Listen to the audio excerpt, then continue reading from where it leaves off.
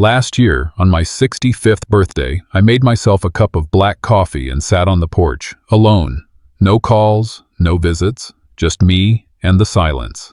Then I got a voicemail from my son-in-law. He thought he dialed someone else. He laughed and said, "He's probably just sitting there in his bathrobe, waiting for someone to remember he exists." He was right about one thing. I was sitting there. But I wasn't waiting. I had already pulled out the old company deeds, the ones he thought I destroyed when I gave him the CEO title. He didn't know the ink was never dry, and neither was my memory. So I made a call, one that would change everything. Want to know what happened when he saw my name listed as the majority shareholder on stage? Stick around till the end, and comment the city you're watching from so I can see how far this story travels. The morning unfolded like most others, quiet, unassuming, a little too still. The dog's paws clicked across the linoleum as I scooped kibble into his bowl, the sound echoing louder than it ought to in a house meant for more than one. The coffee brewed slowly, black, bitter, just the way I've taken it since my wife passed. I leaned against the kitchen counter, feeling the ache in my knees more than usual today. "Today's my birthday," I murmured, not expecting anyone to hear. The dog didn't look up. He was already nose-deep in his bowl, tail wagging softly. The calendar on the fridge confirmed it. May 3rd, 70 years old. No calls, no texts, not even a forwarded meme from one of the grandkids.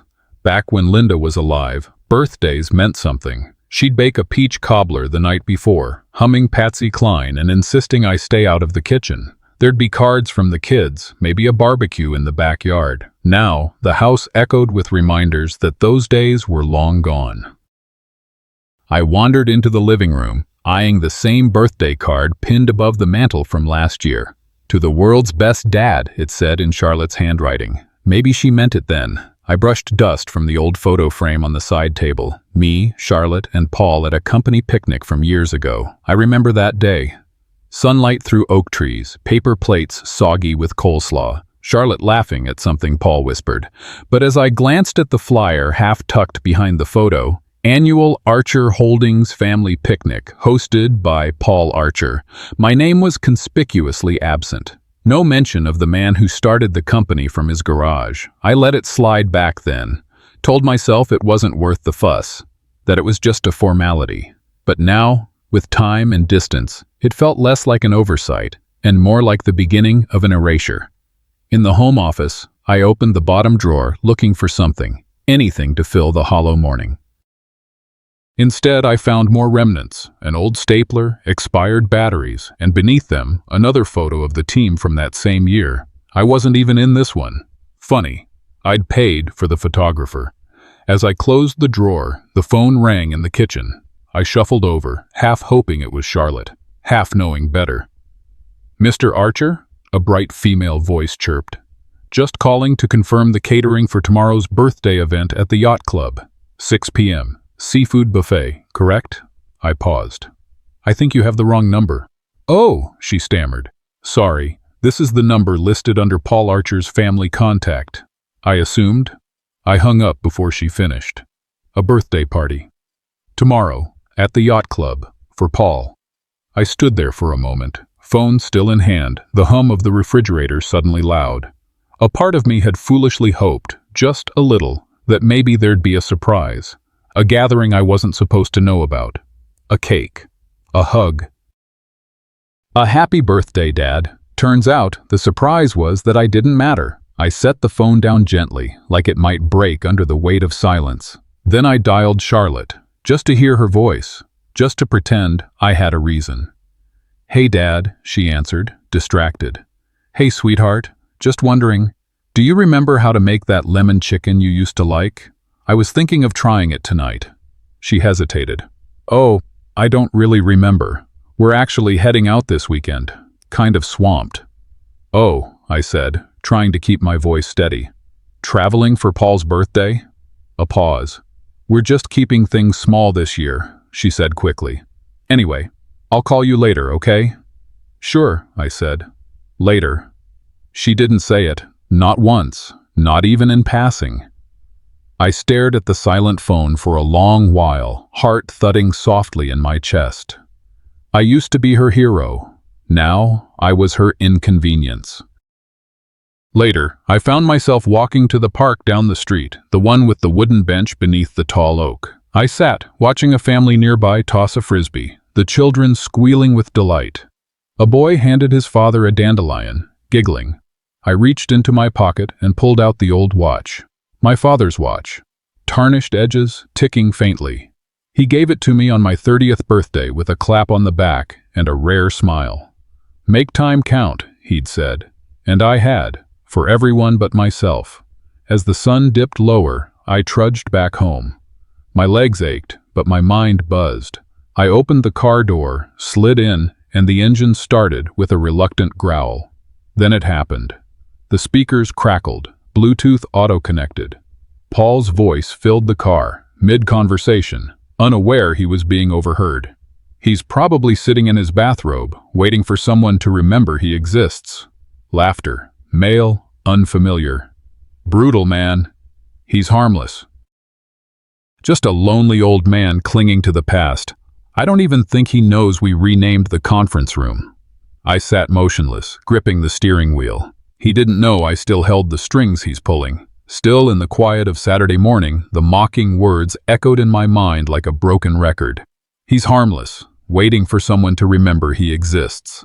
They spun on a loop as I sat down at the kitchen table, coffee cold beside me. I pressed fingers to temples, trying to untangle disappointment from anger. That phrase, that tone, it felt like a verdict being spoken out loud. The laptop lay open on the table, blinking its readiness. I hesitated for a moment, then typed in the company name and founders. The founding members page came up quickly. Familiar faces stared back. Senior executives, investors, but no name next to the logo, no plaque that said I ever existed.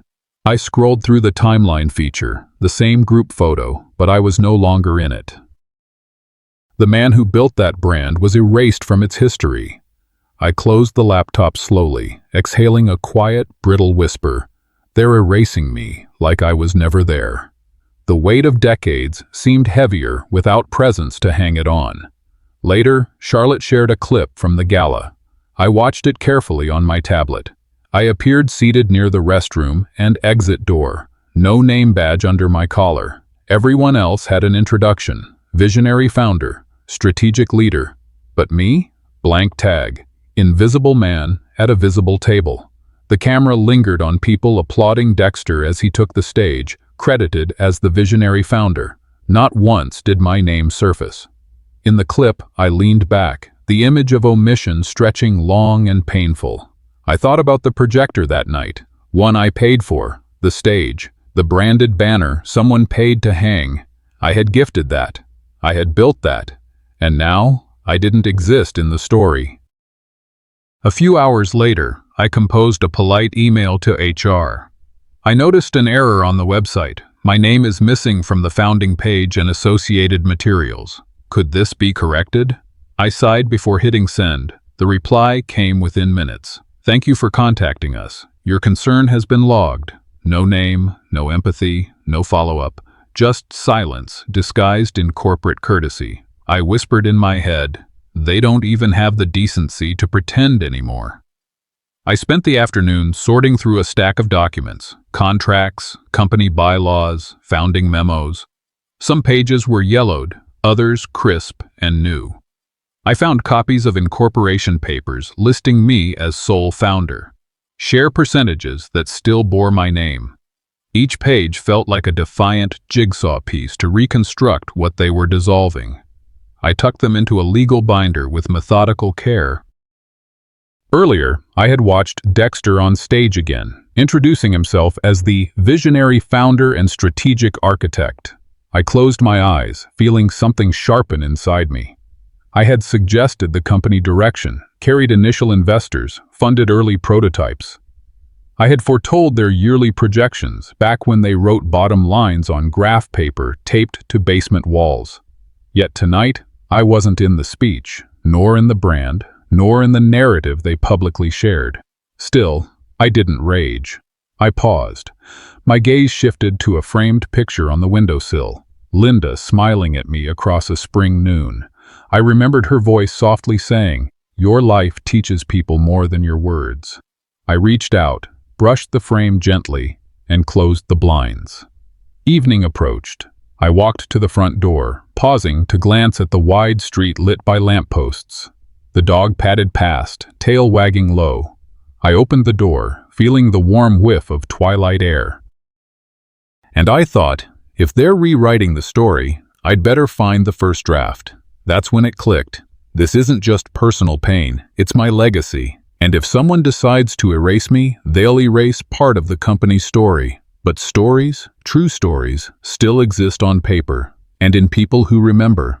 So I set the binder beside the door, a silent promise. I'd piece it all together, not for revenge, but for truth. The library felt smaller than I remembered. Maybe it was the low humming lights or the way the air carried the scent of old paper and lemon disinfectant. I hadn't been here in years, not since Coralie needed help with a school report on the history of Houston. Today, it felt like I was searching for something far less academic, proof I still existed. A young man behind the desk greeted me with a half smile. "Need help with archives, sir?" I nodded. "Company brochures, local tech firms. Anything from 15, 20 years ago." He led me to a corner terminal and pulled up the digitized catalog. "What's the company name?" "Clifford Arch Technologies," I said, then paused. "It used to be called Clifford Systems." He frowned, typing. "Oh, yeah, I think I've heard of that. Didn't the founder pass away recently?" I didn't blink, just stared at the screen. "No," I said softly. He didn't. He didn't look up, didn't notice how his offhand comment had punched a hole in my ribs. I didn't correct him. Just thanked him and sat down, letting his words rattle inside. Back home, I opened the backyard shed, the old lock sticking just like always. Dust clouded the air as I pulled the chain to turn on the single bulb hanging from the ceiling. I hadn't stepped foot in here in months, maybe years. In the corner, beneath a blue tarp, sat an old storage crate. My back groaned as I lifted it. Inside were files, deeds, original logo drafts. Even a napkin sketch from the night Lucy told me I should name the startup after both families, Clifford and Archer. I didn't realize until now what a foreshadowing that was. My name first, only to fade behind his. I found a photo frame wrapped in tissue. It was the day I signed over partial ownership. Lucy wore navy. Dexter, a smug beige. Me, I was smiling. A real smile. I had built something worth sharing, I thought. A legacy. But his words echoed again. He's probably sitting in his bathrobe waiting for someone to remember he exists. I wanted to throw the frame. Instead, I placed it back, gently. "Don't let them write you out." Bee's voice carried more gravel than usual. We were on her porch, 2 old mugs of reheated coffee between us. Her garden gnomes watched us like tiny judges. "I saw Dexter's face in the paper last week," she said, tapping a folded article. "Tech Visionary of the Year," it said. "Not a word about you." I smiled without teeth. "It's fine." I was never after the spotlight. Bee leaned in, her eyes sharp.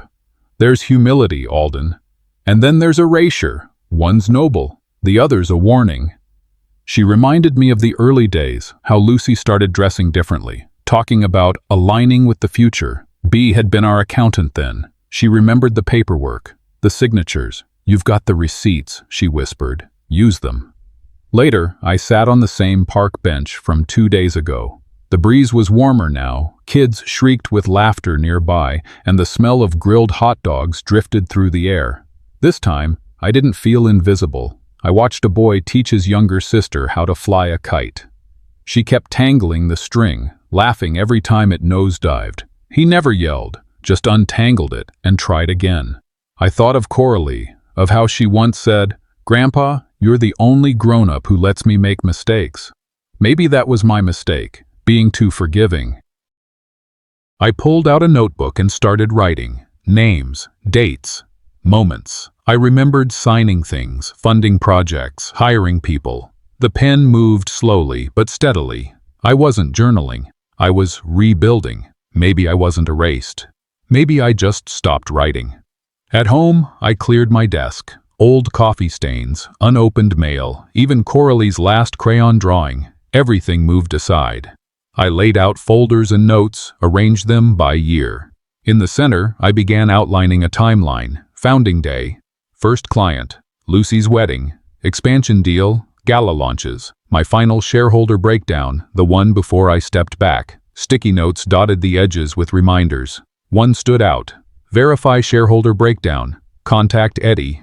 Eddie, my old attorney, retired now but meticulous. If anyone had the original contract with my terms, it was him. I stared at that note for a long while.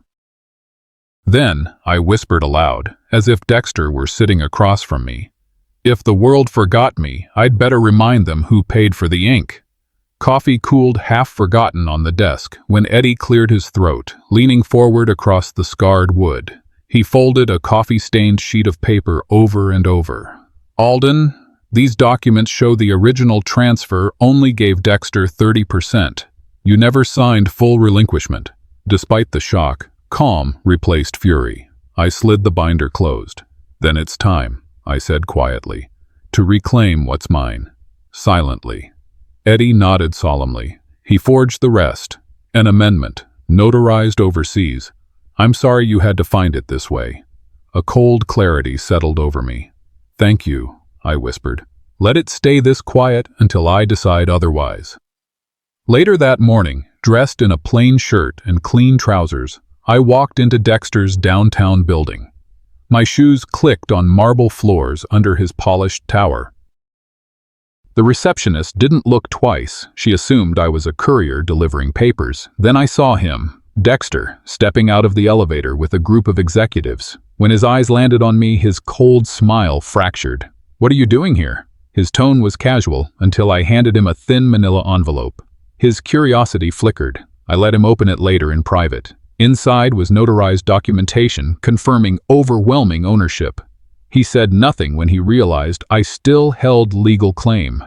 By evening, I found myself in an unremarkable diner. Lemon walls, vinyl seats, greasy menus, waiting at a corner booth.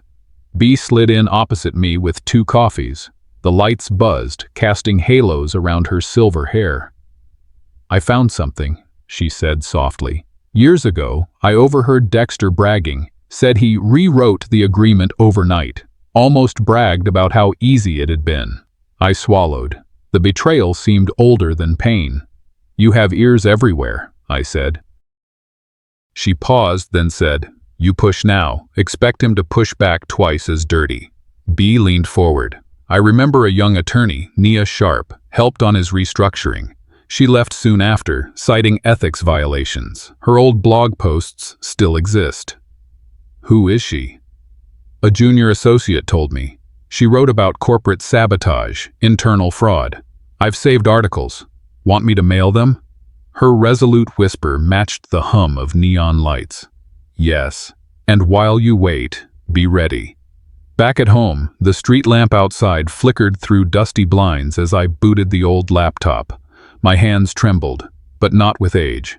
Instead, I felt anticipation sharpen through each fiber of resolve. I typed Nia Sharp into search. Her blog appeared. Posts about ethics, whistleblowing. A line I paused on. "When power hides truth, truth becomes the real power." I printed the page, folded it. At the bottom wrote one word: Allie. My heart thumped against the chest. Not fear, purpose. Later that night, I parked on a quiet side street, engine off, facing the building that once bore my name. Yellow sodium lights painted its black glass. In the rearview mirror, I caught a memory. Lucy telling me, "He's ruthless because he learned from you." But that only made me sharper, not bitter. I pressed record on my phone. "Miss Sharp, this is Alden Leeds. I think we need to talk." I let it hang for a breath. Let night settle around the car. The city slept, oblivious to what had just begun. Inside, I held the steering wheel. No rage, no surrender, just the knowledge that I had turned the tide. Coralie was waiting just past the gates, her small backpack hanging off one shoulder, and the afternoon sun catching the glitter glued to the tips of her shoes. She spotted me before I even parked and waved with both arms, the way only a child could, with full-body joy. "Grandpa!" she shouted, bounding toward me. I knelt slightly to catch her as she collided into a hug. That kind of embrace. You don't take it for granted, especially not these days. "I made you something," she said, fishing into her bag with a serious expression. She handed me a crumpled sheet of construction paper. "It's us." In green crayon, she'd drawn 2 stick figures, me, with glasses and what looked like a crown, and her holding a balloon. Above it, in blocky, uneven handwriting, it read, "Me and Grandpa, the real boss." I blinked. For a moment, I didn't breathe. My name wasn't on buildings, on plaques or websites anymore, but here, in crooked letters on paper soft from her grip, it was. Before I could speak, a sharp voice cut the moment. "Coralie!" Lucy stormed toward us, face tight, phone still in hand. "What did I tell you about this?" she hissed, snatching the paper and crumpling it tighter. "You know not to say that in public." Coralie looked down, her voice barely a whisper. "Why can't I say what's true?" Lucy didn't respond. She turned and walked toward her car. Coralie followed with small, slow steps. I stood there, paper still in my hand, the words still in my chest. Lucy didn't slam the door. She closed it with control, a quiet warning in itself. We stood on her front porch, the air heavy. "Why does it upset you so much?" I asked softly. "When she says, 'I built the company.'" She stared at me, something building in her jaw. "Because I'm tired," she said, voice cracking. "I'm tired of cleaning up after your silence. You gave everything away and walked off like a ghost." "I gave him a future," I said. "I didn't expect him to bury me to build it." Lucy shook her head. "You think silence is noble. You think backing away gives them space. But all it did was give him room to erase you. And now it's my daughter caught in the crossfire of your damn pride." Her eyes glistened, but she blinked the tears back. Then, without another word, she closed the door. The company's PR department was a cold room filled with light. I signed in under a guest badge. No one asked who I was. I took a seat in the back row of the small editing suite as interns scrubbed through clips for an upcoming gala reel. One of them squinted at a paused frame. "That guy again?" she muttered. "Who keeps inviting him?" They were talking about me. I didn't flinch. The screen showed Dexter in a tailored suit, backlit like a savior. Below his name, founding visionary, Dexter Clifford. I scanned the clip for any trace of myself. Nothing, not even in the crowd shots. "They gave my face a name," I muttered, "just not mine." Dinner that night was quiet, a booth near the back of the same diner I'd been visiting since '95. I ordered the chicken fried steak, like always. When the waiter brought my plate, he smiled. "You must be new around here." I laughed, bitter, soft. "No, I've just been invisible a while." Outside the window, dusk settled over the parking lot. And I thought of Coralie's question. Why can't I say what's true? Maybe I didn't want her to grow up thinking truth had to ask permission. The valet stand was noisy with post-event chatter. Dexter laughed with 2 investors, his voice carrying across the sidewalk like it owned the air. "That's just the landlord," he said casually when he noticed me waiting. "Ignore him." One man chuckled. Another paused, glancing at me with confusion. I said nothing, just stepped into my car and shut the door gently. Through the windshield, their silhouettes blurred under the sodium lights. I started the engine, then let it idle. Lucy's voice echoed in my head. "He's ruthless because he learned from you." But that wasn't true. He didn't learn ruthlessness from me. He learned to smile while hiding the knife. That wasn't my lesson. That was his own. "They think I don't matter," I whispered. Then I smiled, faintly. "But they've never seen me act." The phone in the console buzzed. I pressed the button. "Voicemail recording started," said the automated voice. "Miss Sharp," I began, voice steady. "This is Alden Leeds. I think we need to talk." That Thursday morning, sunlight moved across Nia's small office. dusty bookshelf, vindicated quiet. I sat across from her desk as she placed a document in front of me. Draft revocation addendum, not executed. No seal, no signature, just a blank legal promise. This never became valid, she said softly. Dexter used the ambiguity. Your name was never fully removed. The weight of silence pressed around us, but this wasn't about justice, it was about truth. She leaned forward, offering a smile that held both compassion and resolve. I'm doing this pro bono, not for you, but for the truth. I closed my eyes and nodded. Words, once silent, now demanded acknowledgement. Hours later, in a cramped forensic office lined with certificates, I watched as Nia presented Dexter's signature to a notary expert. She unfolded the transfer documents, date and stamp only yesterday's year. The specialist frowned. This isn't your father's ink, and it wasn't notarized here. A soft voice behind him confirmed. Forgery. In that moment, something snapped. Quiet rage, cold awakening. I leaned back. A faint memory stirred. Dexter's smile when he inherited control. I looked at Nia and whispered, so that's how he did it. With ink. Arrogance. No instinct to shout, just steel forming under skin. That evening, back in my own kitchen, steam drifted from the coffee pot. Bea sat across from me, her posture taut with empathy. This was never about money, I said, lifting a mug. She nodded. Then make it about legacy, because right now, he's stealing both. My eyes fell on the fridge door, our family magnet board, a coupon pinned precisely over my old photo. I touched the photo gently and pulled it down without speaking. The magnet clattered onto the floor. Bea's voice held steady. Legacy isn't built in silence. The moment echoed deeper than words. Late night, I dialed Lucy's number and left a voicemail. My voice steady, but strange echoes in the background. Coralie's curious whisper asking, "Is that Grandpa?" I paused. For her, not Lucy. "You deserve to know what your husband's done." Then hung up before she answered. It wasn't clarity, it was a moment of reawakening. Part apology, part promise. Before midnight, Nia emailed me a folder labeled, "They Can't Deny the Ink." PDFs, original incorporation documents, unsigned revocation, notarized errors were all there. By the lamplight I printed each page, folding them with methodical reverence. I placed the stack in a felt folder, paper crisp and defiant. If they thought the page was blank, they should have looked closer. That line echoed in the empty house, not loud, but complete. No bravado, no vengeance, just presence. The knock on Lucy's door was louder than it needed to be. Not forceful, just firm, deliberate. I could hear my heart in my ears as I waited. She opened it wearing a loose sweater and eyes full of sleep. "I need you to see something," I said, holding out the manila envelope. She hesitated, but stepped aside. I walked into the living room, setting the envelope on the coffee table like a bomb diffused but still ticking.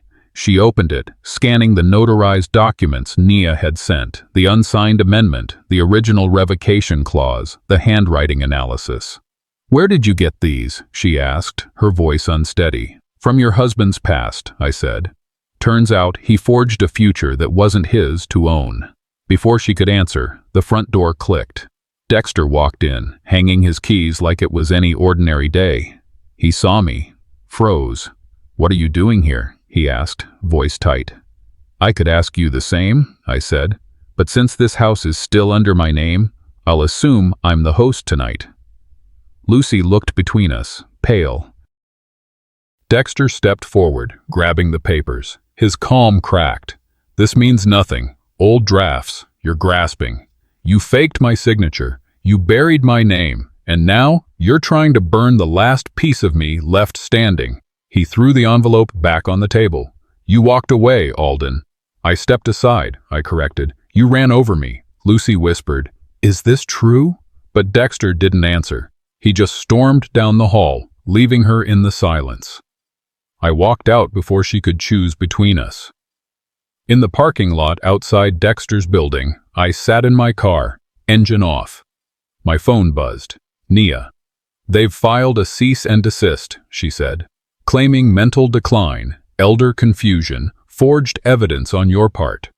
I didn't respond right away. "They're trying to shut you down," she added. "They're trying to erase me," I said. "Same thing." My phone buzzed again, this time with a headline. "Former founder delusional, says Clifford Group." A memo. Leaked by Dexter's team, calling me a confused old man who wandered back into a company he no longer had ties to. "They want to make me a ghost," I said. "No," Nia replied. "They want to make you a cautionary tale." I needed air. I drove out past the loop, to a diner Hank and I used to haunt after softball games. He was already seated when I walked in. He looked up, frown already forming. "Saw the news," he said. "You okay?" I sat. "Not really." He didn't shake my hand, just stirred his coffee. "You need help, Alden, the kind professionals give." I stared at the man who once co-signed my first business loan. "You think I made this up?" "I think you believe it." That stung worse than Dexter's silence. Flashback. Hank, signing the power of attorney transfer back when I trusted everyone too much. When I thought good intentions could carry a legacy, I stood up. "Thanks for the coffee." I ended up back in town, wandering near the rooftop gala setup. I wasn't invited. Didn't matter. From across the street, I watched banners being rolled out. Legacy Founders Gala, honoring Dexter Clifford. The tagline, built from scratch. I laughed, not loud, just enough that it hurt. They didn't just forget me. They rewrote the story, with me never in it. My name wasn't missing. It was buried. Later that evening, in the shadowed corner of the parking garage, Dexter found me. "I thought I told you to stay gone," he said. "You told me I was done. But the paper disagrees." He stepped closer. "You can scream all you want, old man. You signed it all away." "No," I said quietly. "You forged what I didn't give." He smiled, smug. "You really think anyone cares?" I stepped forward. "Not yet." He narrowed his eyes. "You really want to play this game?" "You're the one who turned it into war," I said. "I just came to reclaim what you stole." He scoffed. "Let's see how loud you get when nobody listens." I stepped back into the dark, voice even. "Then I'll make them read." The air in the boardroom was thick, too cold from the vents, too still from the tension. I stood at the far end of the long oak table, watching Lucy settle into a seat she clearly didn't want to occupy. Dexter lounged at the head, legs crossed, his confidence practically dripping from his smirk. "I see we're entertaining ghosts today," he said, voice oozing mockery. I slid a small recorder from my coat pocket and placed it gently on the polished wood. A simple click. His voice filled the room. "You can scream all you want, old man. You signed it all away." The playback continued, lines of arrogance and dismissal echoing off the sterile walls. Board members shifted in their seats. I watched their reactions more than I listened. One bit his lip, another stiffened, like someone realizing they'd been sold a faulty product with no return policy. When the clip ended, I looked directly at Dexter. "Shall I continue, or is this enough?" No one answered. And that was answer enough. Back at Lucy's home, the living room was dim but not quiet. A large screen displayed our cousins, each dialed in from separate corners of the country, some in hoodies, others in collared shirts, all with furrowed brows. Lucy crossed her arms. "So now what? You embarrass him at work and come here for applause?" "I came to tell the truth," I replied. "You deserved that much before all this started." "You don't know what it's like," she snapped. "He kept things running while you disappeared into grief." I paused. "I built that company. I trusted him with it, and with you. I wasn't grieving. I was retiring."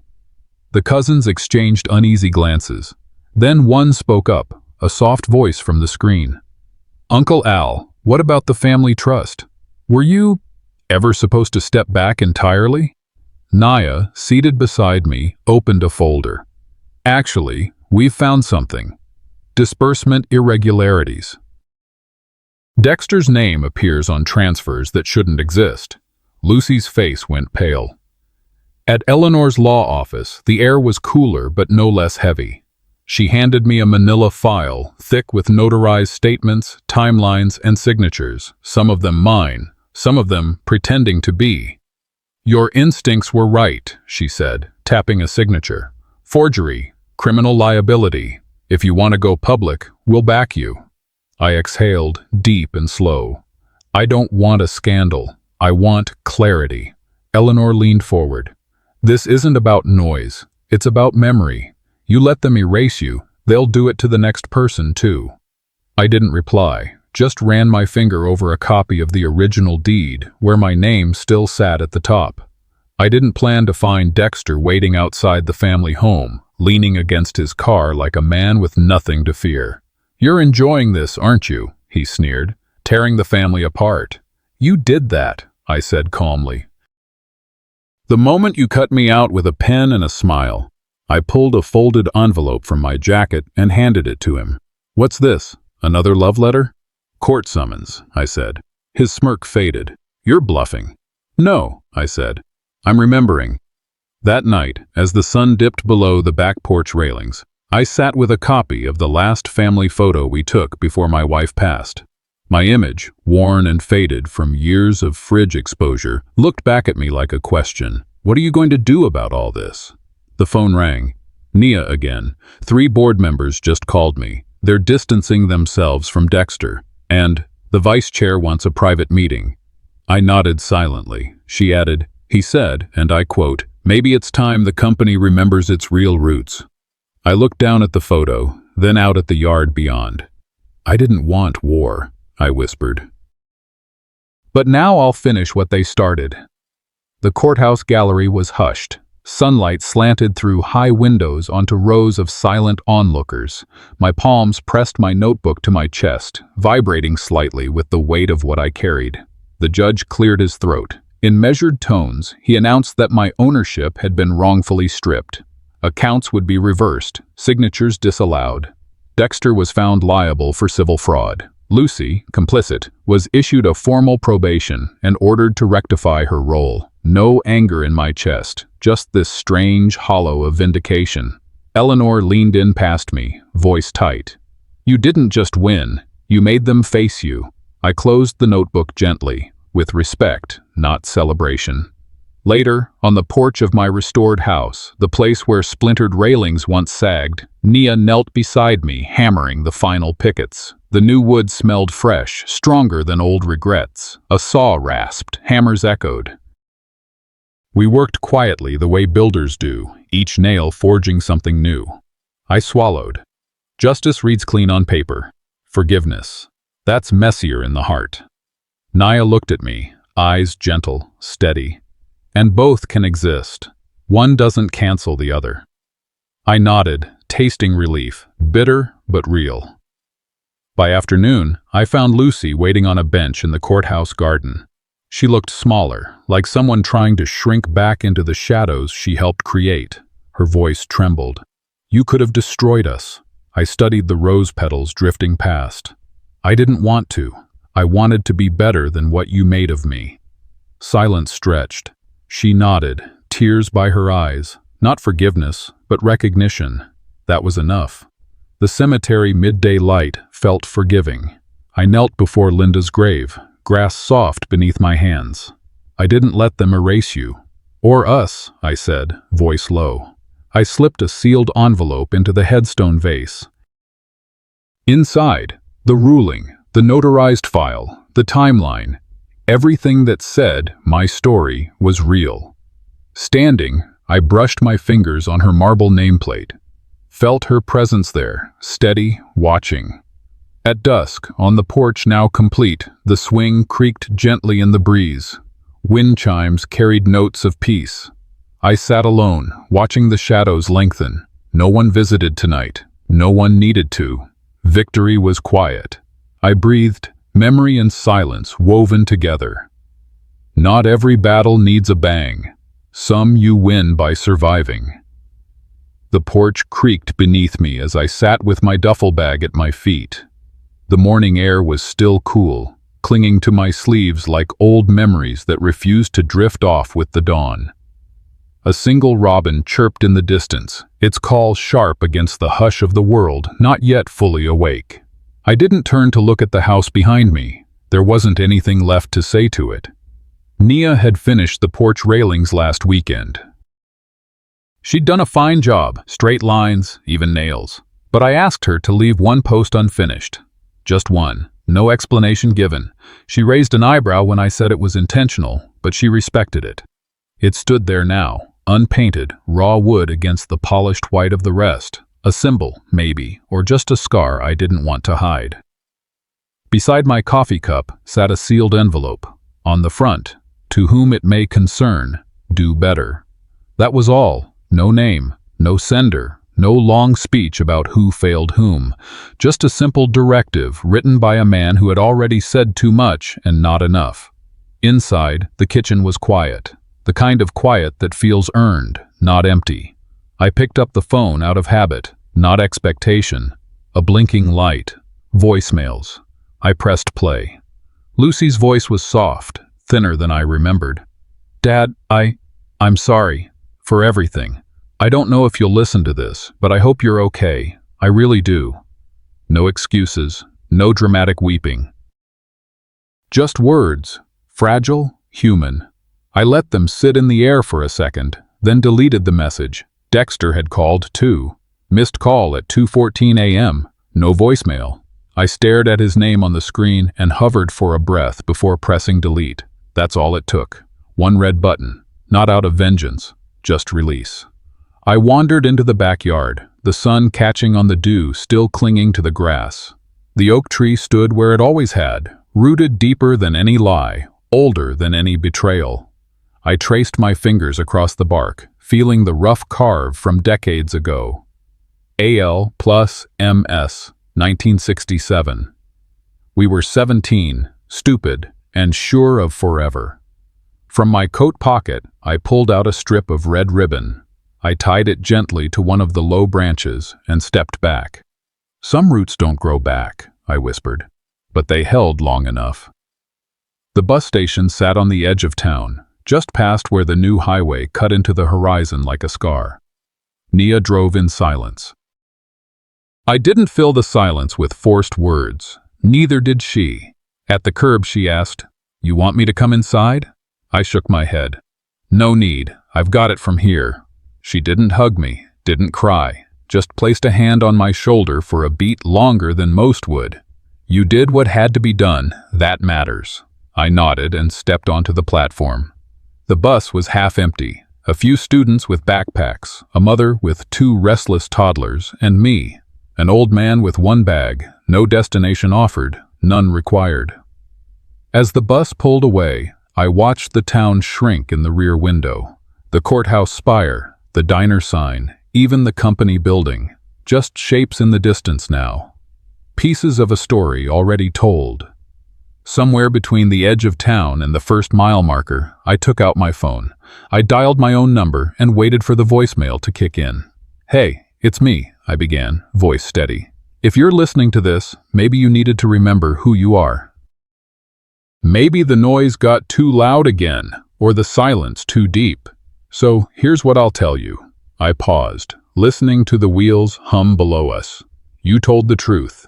You didn't shout it. You didn't beg anyone to believe it. You just laid it down, steady and sure. You kept your dignity when they tried to strip it. That's enough." Outside, dusk was starting to settle, painting the world in blue and gold. People think silence means surrender, but sometimes it's just peace. Sometimes it's choosing not to waste your breath on those who don't care what it costs you to speak. Another pause, one more breath. This time, I left the porch light off on purpose. I'm not coming back to check if anyone remembers. I hung up. The bus kept moving. I rose, flipped off the porch light, and walked inside the house that now, truly, belonged to me. The coffee tasted burnt, but I kept sipping it anyway. Some things aren't meant to be savored, just endured. The diner was one of those roadside places, the kind with cracked vinyl booths and laminated menus that hadn't changed since 1982. It was anonymous, and that suited me just fine. The waitress, a woman maybe 10 years younger than me, but moving like she carried a century, refilled my cup without asking. She didn't look at me, and I didn't look up. Solitude had a rhythm to it, and I'd grown comfortable in its beat. Then I heard it, and the old man just sat there, like he didn't know what hit him. Two men in the booth behind me chuckled, one slapping the table. Yeah, it's viral. Some inheritance feud. Guy's family cut him off, took everything. Courtroom clips everywhere.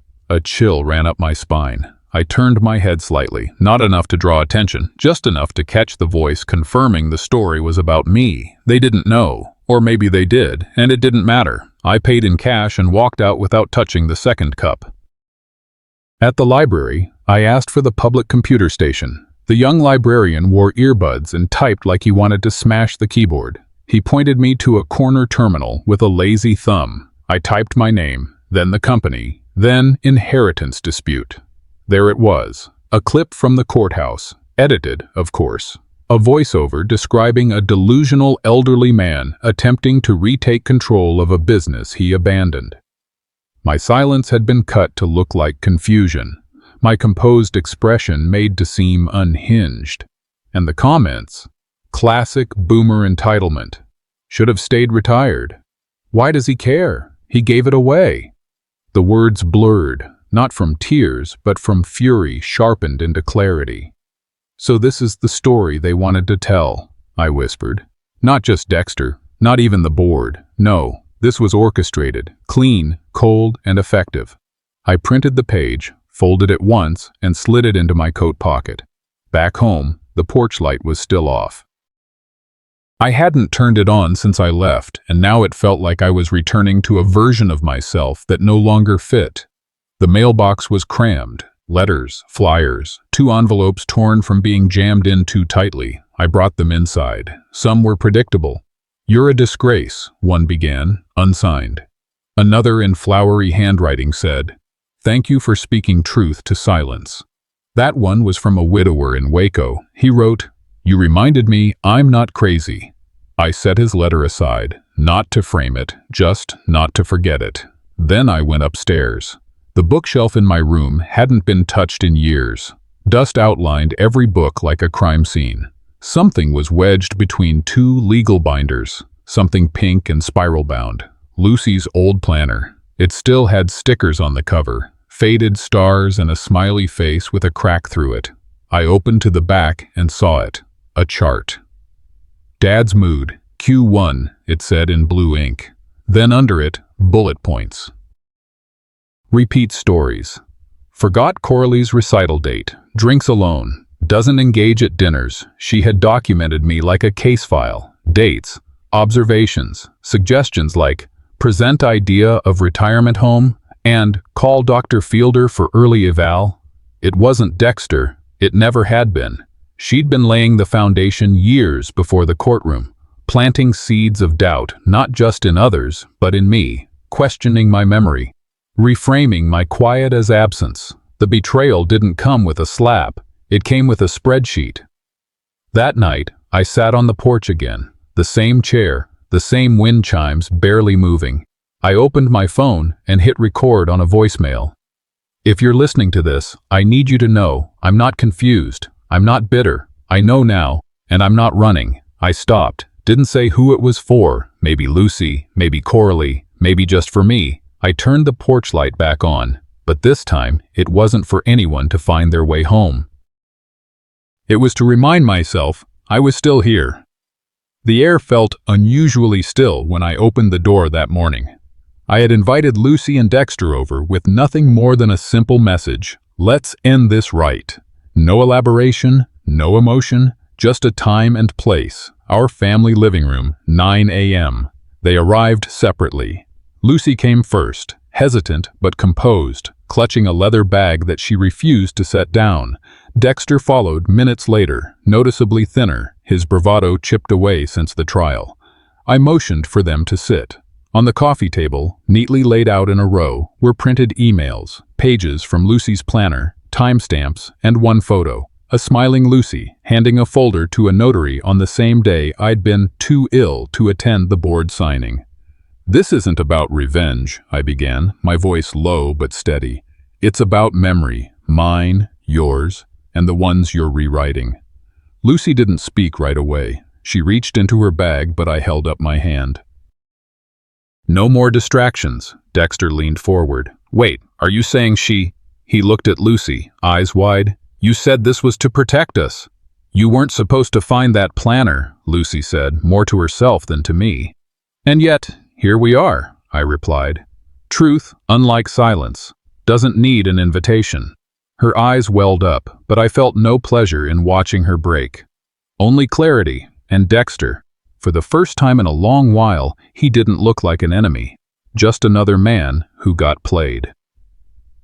That afternoon, I stood in the small town hall before a modest group of neighbors, some board members, and curious passers-by who'd seen the headline online, Man Disowned by Family Donates House to Abandoned Elders.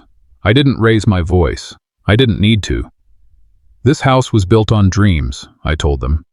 Dreams of family, of building something bigger than myself. But somewhere along the way, legacy turned into leverage. A quiet hush fell. So today, I'm donating it to those who've been erased, overlooked, left behind.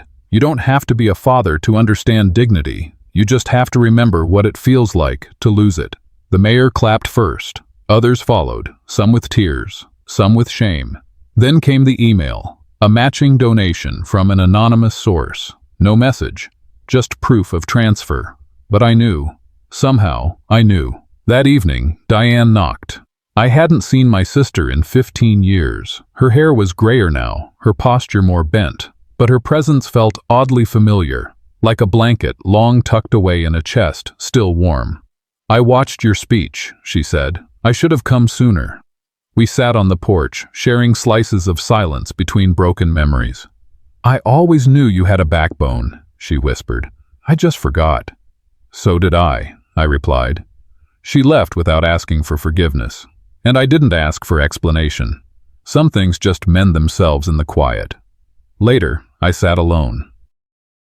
The journal I'd been writing in these past months lay open. I wrote, Not all justice is loud. Some just lives on your front porch, unafraid. I didn't need to wait by the door anymore. I didn't expect reconciliation wrapped in apologies. Peace had a new shape now, one that fit me. The next morning, Elijah trotted up with a drawing in his hands. You remind me of my grandpa, he beamed. He was nice, too. I took the paper, a stick figure with a gray beard and a big porch light above his head. I'm glad you think so, I smiled. Daddy said you were brave, he added before skipping back home. His father stepped out from behind the curtain, nodding once. That was enough. The boy didn't know his dad was the anonymous donor. He didn't need to. I flipped the porch light on. Not for Lucy, not for Dexter, not even for Diane. For me, for whoever came next. Because family isn't just who you raise. It's who shows up when the light is on. And dignity, once reclaimed, doesn't ask for permission.